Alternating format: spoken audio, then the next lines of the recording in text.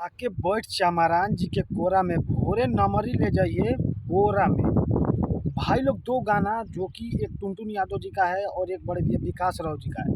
ये दोनों गाना दोस्तों इतना मतलब वायरल चल रहा है, मतलब भाई लोग आप लोग फेसबुक, इंस्टाग्राम और जितने भी ये मतलब छोटे-छोटे ऐप है, मतलब उन्हीं प्लेटफ़ॉर्म पर इतना गाना बज रहा है भाई लोग, और इतना उस गाने पर शॉर्ट वीडियो बन रहा है और बड़े-बड़े क्रिएटर भी मतलब बहुत ज़्यादा शॉर्ट बन रहा है दोस्तों, और रील तो पूछिए मत भाई लोग। इतना ज़बरदस्त ज़बरदस्त रील बन रहा है ना उस उन दोनों गाने पर, कि भाई लोग आप लोगों को बता नहीं सकता, इतना गाना वायरल चल रहा है।